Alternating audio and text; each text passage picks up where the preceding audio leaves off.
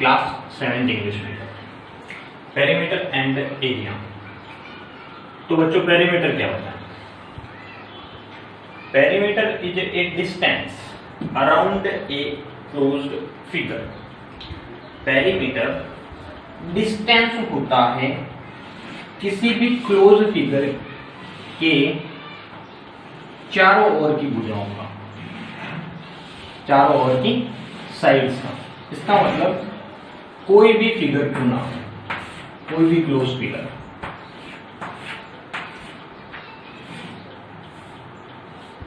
कोई भी close figure हो तो उस क्लोज फिगर की चारों ओर का डिस्टेंस क्या है, ये कहलाता है पेरीमीटर। और ये रेक्टेंगल, स्क्वायर, ट्रायंगल हर किसी क्लोज फिगर का होता है। लेकिन एरिया क्या होता है? Area is a part of plane और region occupied by the closed figure. कोई भी क्लोज फिगर कितना एरिया घेरता है। जैसे कि ये डस्टर, इस डस्टर को मैंने यहां पे रखा, इस बोर्ड पे रखा, तो इस बोर्ड के पार्ट का इस डस्टर ने कितना हिस्सा घेरा है, जितना हिस्सा ये घेरता है तो ये पूरा पार्ट इस डस्टर का एरिया कहलाता है। पेरीमीटर केवल चारों ओर का डिस्टेंस होता है, जबकि एरिया ये जितना पूरा रीजन, जितना पार्ट घेरता है वो पूरा पार्ट एरिया कहलाता है। अब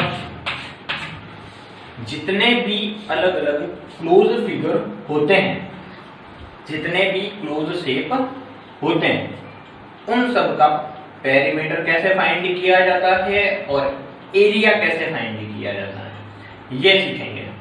अब इनका पेरीमीटर और इनका एरिया सीखने के लिए हमें कुछ फॉर्मूलाज लर्न होने चाहिए। और वो फॉर्मूलाज कौन कौन से हैं और कितने हैं, हम किन किन के फॉर्मूला को सीखेंगे और किन किन के फॉर्मूला के बारे में पढ़ेंगे और किन का एरिया और पैरामीटर फाइंड करेंगे। तो सबसे पहले रेक्टेंगल।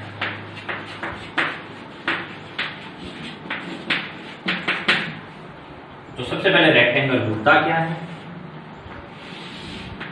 एक ऐसा क्लोज फिगर जिसकी आमने सामने की भुजाएं, आमने सामने की साइड्स, ऑपोजिट साइड्स इक्वल होती हैं, जिसमें 4 कॉर्नर पर 90 डिग्रीज के एंगल बनते हैं, ये होता है रेक्टेंगल। अब रेक्टेंगल की एरिया का फॉर्मूला क्या है और पेरीमीटर का फॉर्मूला क्या है? तो सबसे पहले पेरीमीटर ऑफ रेक्टेंगल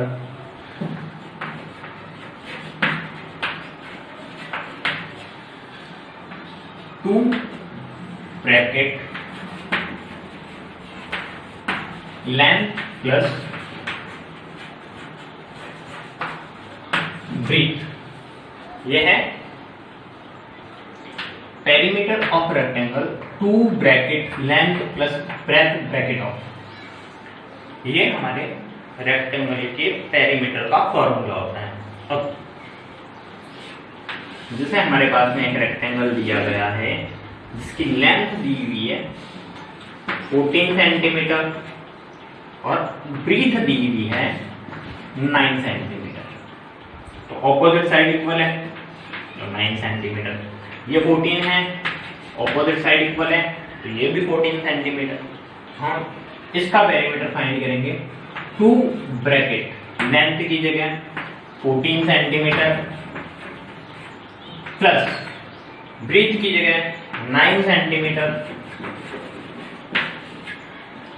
तो 2 bracket 14 plus 9 is equal to 23 centimetre. 2 multiply by कोई साइन नहीं है तो मल्टीप्लाई का sign, 2 multiply by 23 is equal to 46 centimetre. तो इस प्रकार से हम किसी भी रेक्टेंगल का पेरीमीटर फाइंड करेंगे। अब हम चलते हैं एरिया ऑफ पेरीमीटर की तरफ, सॉरी एरिया ऑफ रेक्टेंगल की तरफ।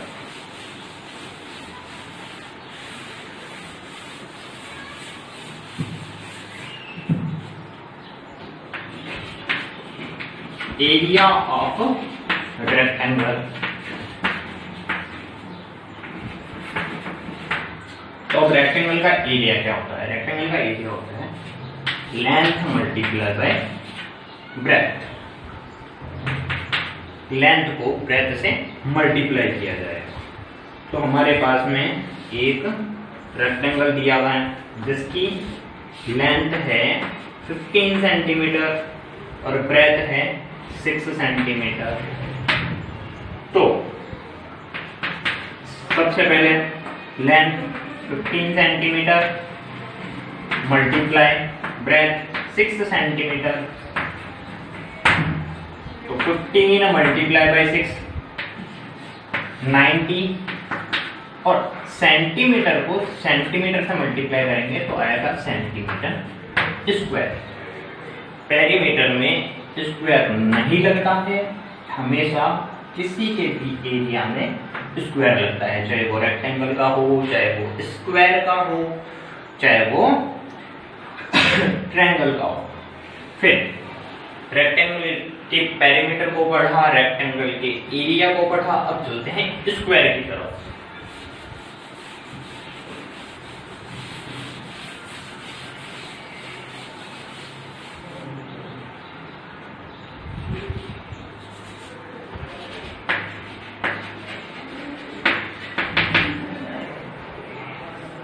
Perimeter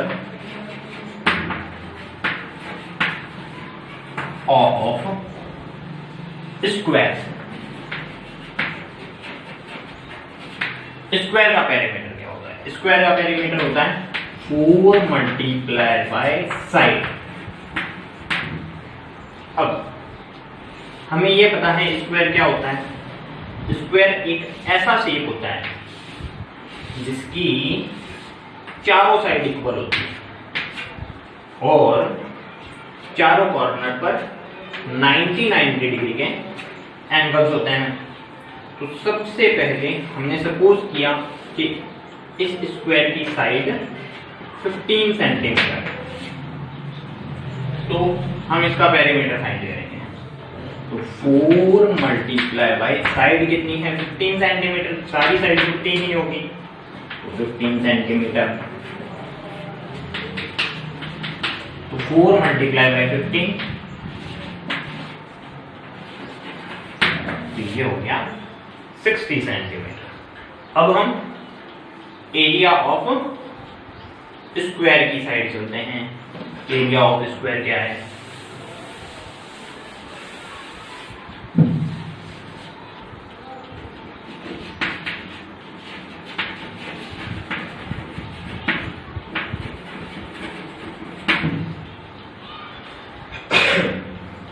area of square, area of square का फॉर्मूला होता है साइड मल्टीप्लाई बाय साइड। अब हमारे इस स्क्वायर की साइड है 15 सेंटीमीटर, इसका मतलब 15 सेंटीमीटर मल्टीप्लाई बाय 15 सेंटीमीटर। 15 को 15 से मल्टीप्लाई करेंगे तो 225 सेंटीमीटर स्क्वायर। सेंटीमीटर को सेंटीमीटर से मल्टीप्लाई किया, सेंटीमीटर स्क्वायर। अब रेक्टेंगल को पढ़ा, स्क्वायर को पढ़ा, इनके फॉर्मूले पढ़ने हैं, इनके फॉर्मूले लर्न करने हैं, और इनके फॉर्मूलों को लर्न करने के बाद कुछ क्वेश्चंस में यहाँ पे लिखता हूं, उन क्वेश्चंस को आपको सॉल्व करना है।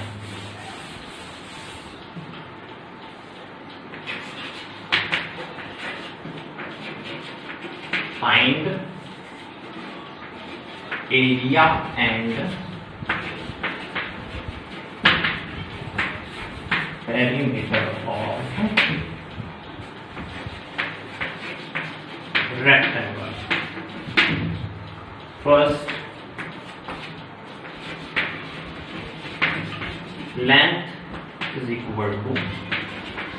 10 centimeter and breadth is equal to 6 centimeter. Second,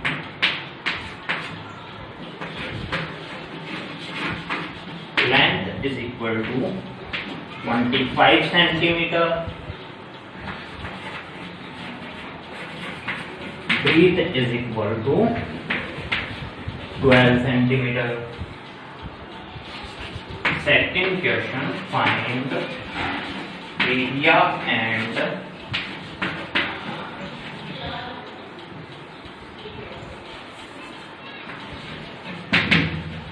perimeter of square. First side 26 centimeter, second side 16 centimeter. तो आपको इन क्वेश्चन को सॉल्व करना है। इसमें भी आपको एरिया और पेरीमीटर फाइंड करना है रेक्टेंगल का, और इसमें भी आपको एरिया एंड पेरीमीटर फाइंड करना है स्क्वायर का। इन क्वेश्चन को लिखें और इन क्वेश्चन को सॉल्व करें। अब आगे हम चलते हैं रेक्टेंगल और स्क्वायर के बाद ट्रायंगल की तरफ।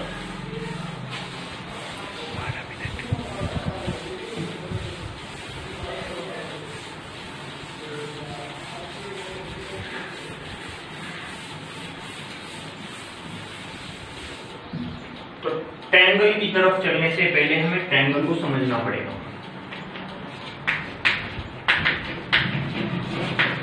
ट्रायंगल देखो, ट्रायंगल अलग अलग टाइप्स के होते हैं। अब इसमें 3 टाइप्स आते हैं। कौन कौन से टाइप आते हैं? ऐसे ट्रायंगल जिनकी तीनों साइड इक्वल होती है। अब तीनों साइड जिनकी इक्वल होती है, 3 साइड्स इक्वल। फिर ऐसे जिनकी 2 साइड्स इक्वल होती है, और ऐसे जिनमें नो इक्वल साइड्स, कोई भी साइड इक्वल नहीं होती। अब देखो, तो ट्रायंगल के टाइप्स, सबसे पहले जिनकी 3 साइड्स इक्वल होती हैं वो होते हैं इक्विलैटरल। जिनमें 2 साइड्स इक्वल होती है वो होते हैं आइसोसेलेस। और जिनके अंदर कोई भी साइड इक्वल नहीं होती, तीनों साइड अलग अलग होती है, उनको कहते हैं स्केलर ट्रायंगल। अब इन तीनों के अंदर अगर हम पेरीमीटर को फाइंड करेंगे तो पेरीमीटर ऑफ इक्विलैटरल ट्रायंगल, अगर तीनों साइड इक्वल है तो 3 मल्टीप्लाई बाई साइड, ये इसका पेरीमीटर है। अगर 2 साइड इक्वल है तो 2 मल्टीप्लाई बाई साइड प्लस जो अनइक्वल साइड होती है वो आएगी। और फिर स्केलर के अंदर